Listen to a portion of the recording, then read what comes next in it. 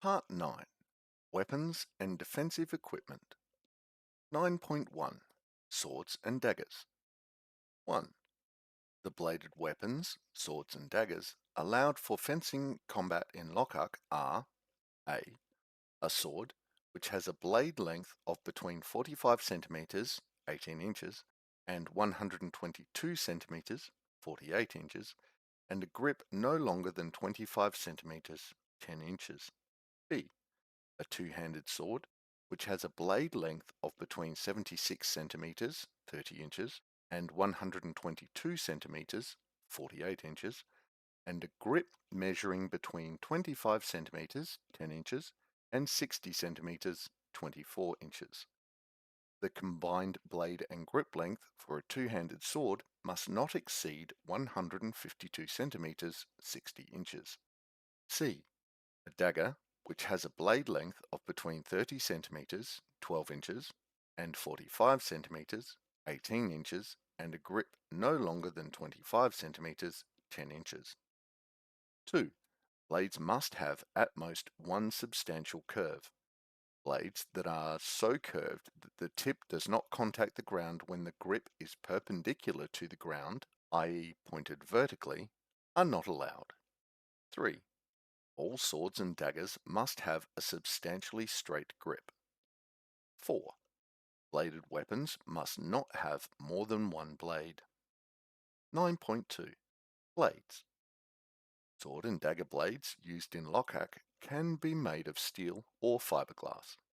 9.2.1 Steel blades. 1. Steel blades must be produced by a commercial entity and must meet the flexibility requirements in safety tests. 2. You are not allowed to use sword blades that are similar to a modern fencing foil, epee, or saber, including double-wide epees or musketeer blades. 3. You can use flexi daggers for standard fencing. Flexi daggers are not allowed in cut and thrust combat. 4. You must not use steel blades with kinks or cracks. Kinked or cracked blades cannot be repaired and must be retired. 5. You must not use a blade with a sharp bend or an S-curve.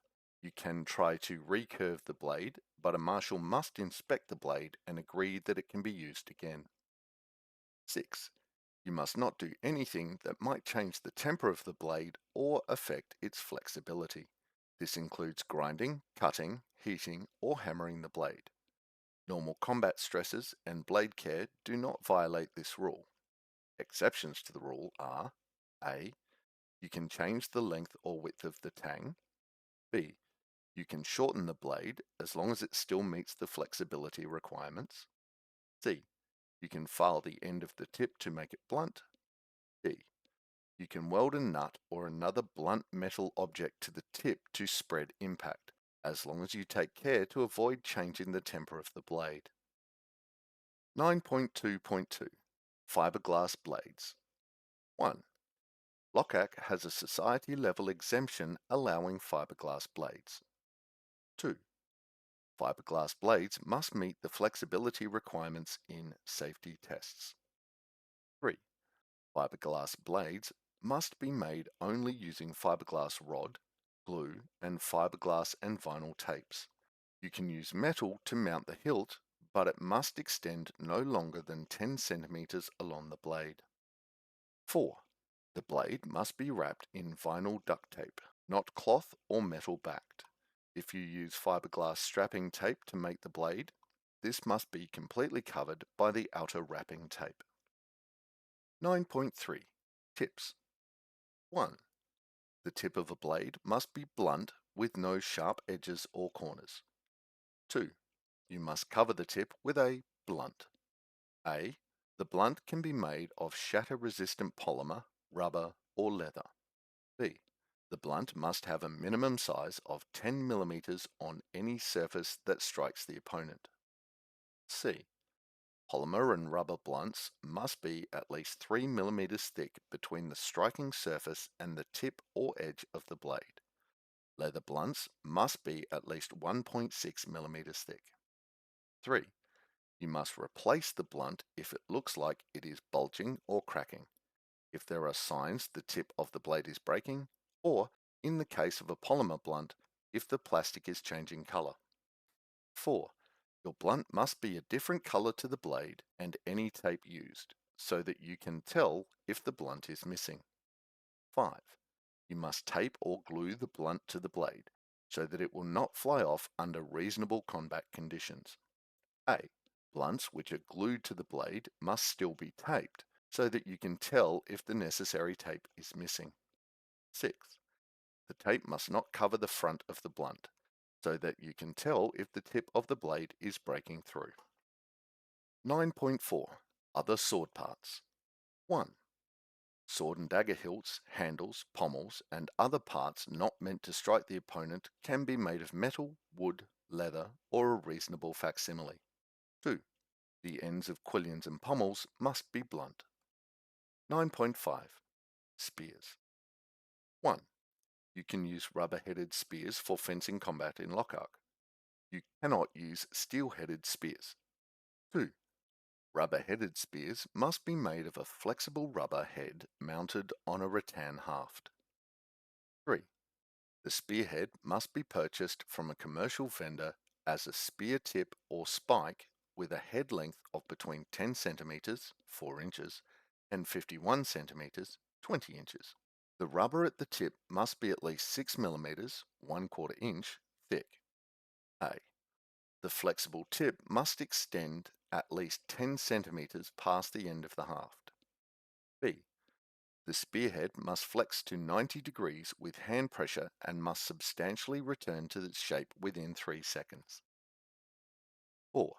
The rattan haft must have a diameter between 28.5 millimeters, 1 1/8 inch, and 35 millimeters, 1 3/8 inch. A. The haft must be inserted at least 5 centimeters, 2 inches, into the spearhead. The head must be friction fitted to the haft according to the manufacturer's instructions. B. The head must be taped to the haft with strapping tape, fiberglass tape, or duct tape. Contrasting colored tape must be wrapped around the base of the head so that the head's absence is readily apparent. C. The haft must have a flat end at the head of the spear with a diameter of at least 12 millimeters, half an inch. The butt end of the haft may be rounded. 5. You can put tape on the haft to help prolong its life. 6. You can add augmentations or decorations, for example, to stop a blade sliding along the haft or to make the haft easier to grip, but they must not weaken the haft or pose a safety risk. You cannot use augmentations that are designed to trap a blade. 7. The total length of the spear must be no longer than 275 centimeters or 9 feet. 8. Spears may have a spearhead at each end. 9.6. Rubber band guns. 9.6.1. Guns. 1. Rubber band guns must look like period muzzle-loading weapons dated before 1600 CE. 2. Rubber band guns must be made of sturdy, lightweight materials that will stand up to normal combat. You must make sure all edges and corners are smoothed off and that there are no splinters or cracks. 3. There are 2 categories of rubber band guns classified by draw length. The distance between the nock and the sear attached to the trigger that the ammunition hooks onto. A. Short arm rubber band guns have a draw length not exceeding 45 centimeters. B. Long arm rubber band guns have a draw length exceeding 45 centimeters. 9.6.2. Ammunition. 1. Rubber band ammunition must be made from commercially available rubber tubing and must not contain any metal parts. 2. Ammunition must not use any rigid materials beyond the minimum required to join the ends together. Any hard plastic on the outside of the band should be covered and smoothed by vinyl duct tape or plastic shrink wrapping. 3. You are not allowed to fill the rubber bands with sand or liquids. 4. You must mark each band to identify the owner. 5. You can only use ammunition that has been inspected with the weapon you are using. You are not allowed to collect used ammunition during combat. 6. Ammunition must have a draw strength no greater than 13.6 kilograms, 30 pounds. Ammunition must be tested when new and regularly to ensure it complies with this rule. 7. The circumference of the ammunition depends on the category of rubber band gun. 8. There is no restriction on the circumference of short-arm rubber band gun ammunition. 9. The circumference of long-arm rubber band gun ammunition must be at least the draw length of the rubber band gun.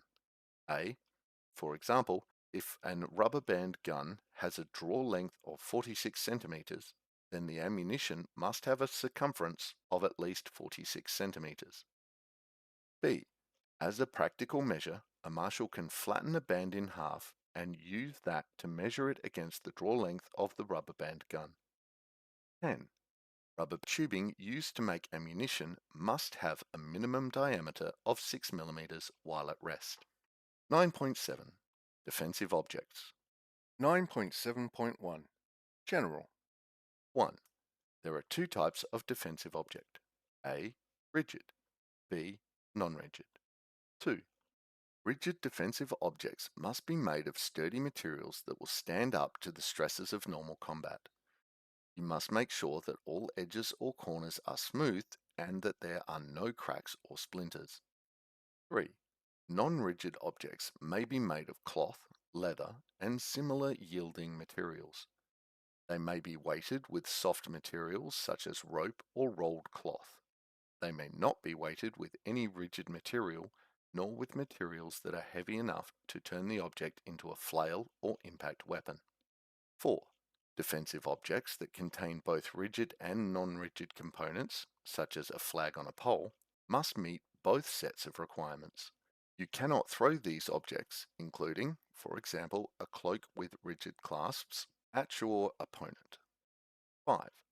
Objects which even temporarily entangle their opponent's weapon to the person or equipment, whether by design or repeated mishap, are not allowed.